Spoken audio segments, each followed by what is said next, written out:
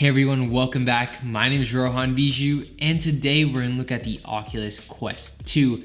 It's a VR headset, and I've been using it for a couple of days now. I've been trying different games, different features, and I'm here to share my thoughts. And also in this video, I'm going to do an unboxing. I'm going to give you the specs, and then I'm going to give my final thoughts, and I'm going to share my experience with you, what games I played, and what games I would recommend.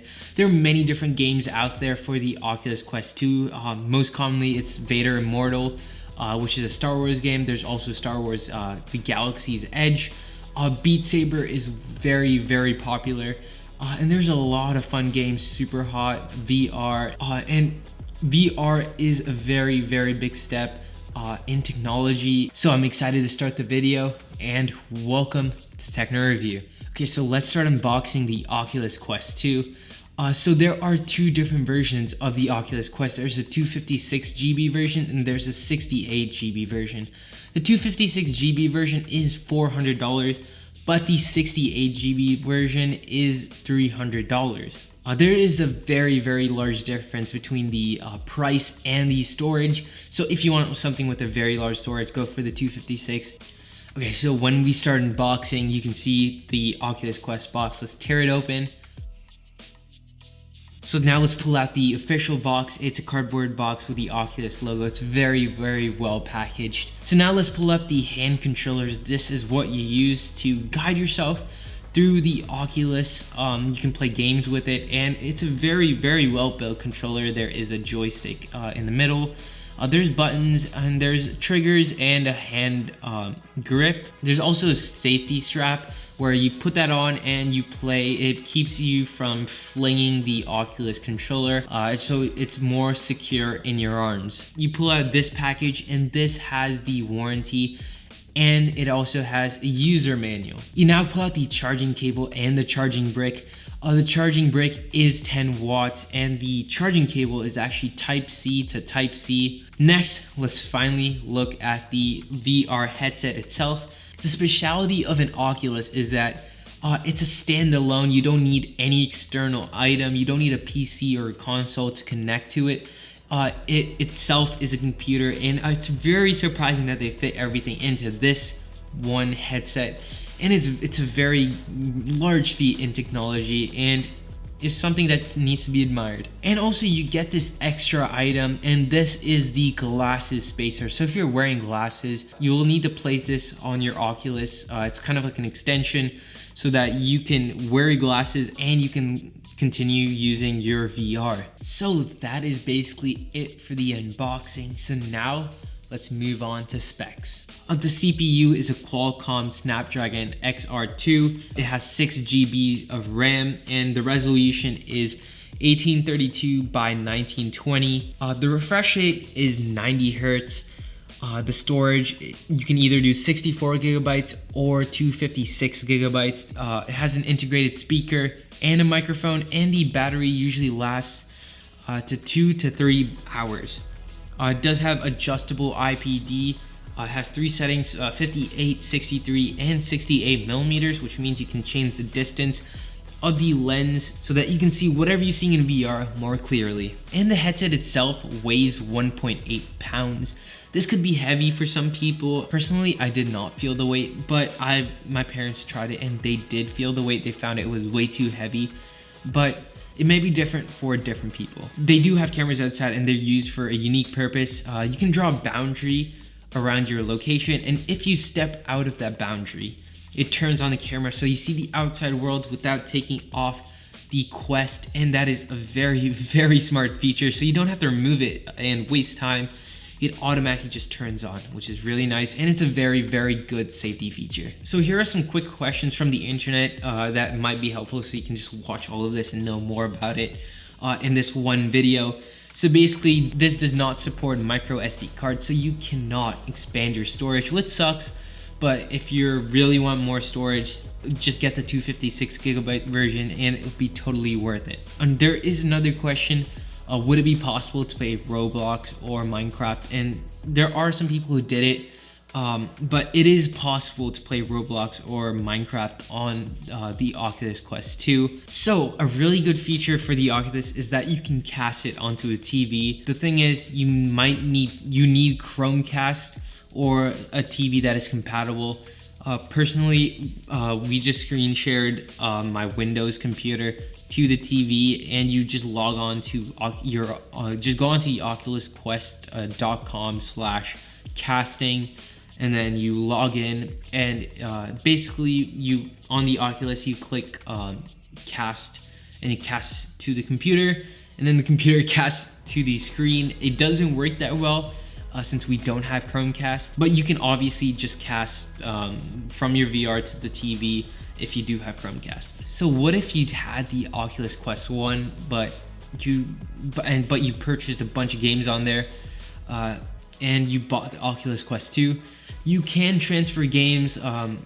If you use the same Facebook account, that means these games are automatically tied to that account, so you can use that for the Oculus Quest 2. So how long does it take to charge the Oculus Quest? It takes about 2 to 3 hours for a full charge, and also it depletes the same way. If you're using it for about 2 to 3 hours, the battery is going to die, and if you use it a lot, like really take it to its limits, it's obviously going to drain battery faster. So that is basically like the questions that I think that would be most relevant for people. If you do have more questions, leave a comment below, and if you're enjoying the video so far, don't forget to subscribe, and it would be very helpful. So I did take the Oculus Quest 2 for a spin for a couple of days.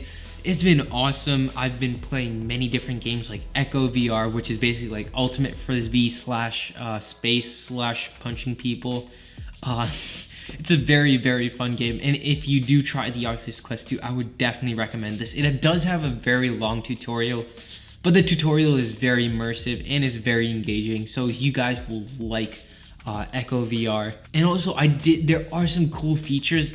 So in the pandemic, you can't go to theaters anymore, but it's starting to open up. But if you want to stay home and watch a movie, the Oculus Quest 2 does have YouTube VR, Netflix VR, and I've tried it out. It's amazing, really good.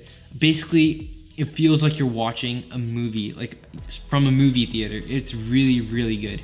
In YouTube VR, you can actually just walk up to the screen and just like look really close, and you can see each individual pixel of the video, which is very cool. I haven't tried out Netflix VR, but it's probably the same experience. It's probably like sitting in a movie theater and watching everything on a very large screen, and it's absolutely amazing. It would be an awesome solution for the pandemic, so you can watch movies that way. And to go along with that, the audio is amazing. It has 3D sound. It's very good, very cinematic. I always boost the volume all the way up, but the problem is there is a lot of bleed. So if a person's sitting right next to you, they can hear everything. So that is a problem that may be fixed in the future. I'm not sure. That would be something to fix for Oculus. If you're doing an Oculus Quest 3, that would be a very good place to fix. But obviously, I do have to give out a warning right now, because the Oculus Quest 2 is not great for children. So people under the age of 13, I wouldn't recommend you guys to use the Oculus Quest 2, because it might damage your eyes. Okay, so one app you guys have to try out is the First Steps app. That is the first place you have to go. In First Steps, it basically gives a tutorial of Oculus Quest. It talks about the boundaries, and the boundaries are a very important safety feature. It's when you draw a boundary around the area you're gonna use. The one funny thing I tried to do was walk around my house and try to draw a boundary around the whole house. But it did cause the Oculus Quest to shut down because it couldn't handle that much information. So try and find a good decent space. Don't go all the way around your house drawing a boundary. Just do a nice space, maybe I don't know, 6 feet by 6 feet or larger. The larger the better.